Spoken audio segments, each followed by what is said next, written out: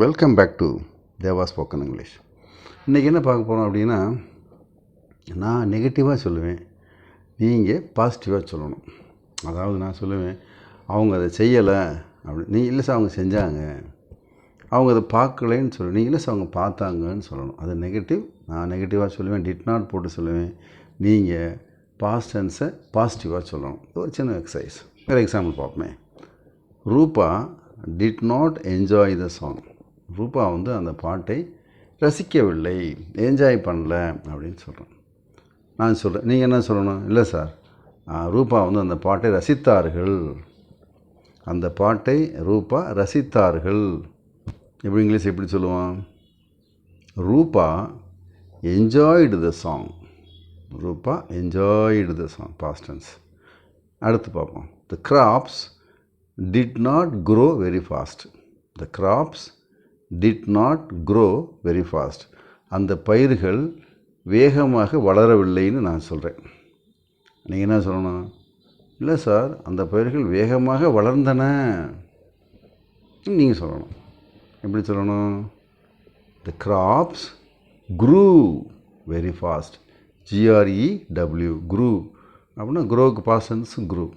த crops grew very fast. Super. அடுத்து இன்னொன்று. My uncle did not bring story books for me. என்னுடைய uncle எனக்காக கதை புத்தகங்கள் கொண்டு வரவில்லை அப்படின்னு சொல்கிறேன். எங்கள் அங்கிள் கொண்டு வரல சார். நீங்கள் என்ன சொல்ல? இல்லை சார், என்னுடைய அங்கிள் ஸ்டோரி புத்தகம் கொண்டு வந்தாங்க.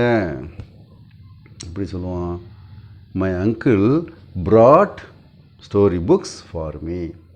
புரிஞ்சுக்கிட்டீங்களா? இப்போ நெகட்டிவாக பேச தெரியல, positive. One more example. Kumar did not catch the ball. Kumar did not catch the ball. Kumar அந்த பந்தை பிடிக்கவில்லை, விட்டார். நீங்கள் சொல்கிறீங்க, இல்லை சார், குமார் அந்த பந்தை பிடித்தார், நான் பார்த்தேன். குமார் அந்த பந்தை பிடித்தார். எப்படி இங்கிலீஷ் சொல்லுவோம்? குமார் காட் த பால். காட், கேட்சுக்கு என்ன பாஸ்ட் டென்ஸு? காட். புரிஞ்சுக்கிட்டீங்களா? இப்போ one more. She did not wear the sorry yesterday. She did not wear the sorry yesterday. அவள் அந்த சேலை நேற்று அணியவில்லை, உடுத்தவில்லை அப்படின்னு நான் சொல்கிறேன்.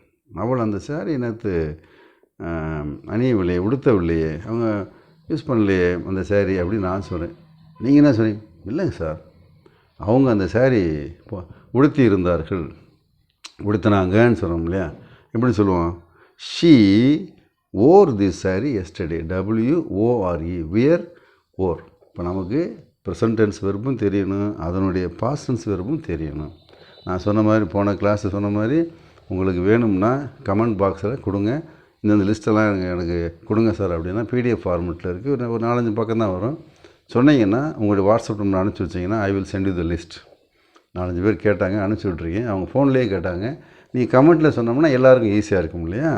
அதனால் ஐ சென்ட் இட் த்ரூ அவங்க வாட்ஸ்அப்பில் அவங்க அனுப்பிச்சி வச்சேன். நீங்களும் கேளுங்க, உங்களுக்கு ரொம்ப ஈஸியாக இருக்கும். அதனால் இப்போ நமக்கு பாசிட்டிவாகவும் பேச தெரியும், நெகட்டிவாகவும் பேச தெரியும். இதுதான் இதனுடைய சீக்ரெட்.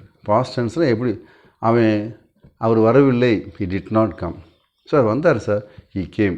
டக்கு டக்கு டக்கு நம்ம மாற்றி பேச பழகினோம்னா ஈஸியாக நம்ம பேசிடலாம். So practice makes perfect. இது ரொம்ப எளிமையான விஷயம்.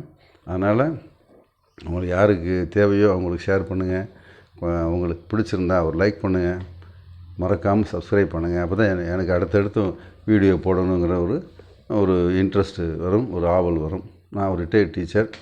ஜஸ்ட்டு என்னுடைய நாலேஜை கொஞ்சம் ஷேர் பண்ணிக்கிறேன். மிக எளிமையாக இருக்கலாம், இல்லை உங்களுக்கு ரொம்ப தெரிஞ்ச விஷயமா இருந்தாலும் பரவாயில்ல. யாருக்கு வேணுமோ அவங்களுக்கு ஷேர் பண்ணிக்கிறேங்க. தேங்க்யூ. All the best.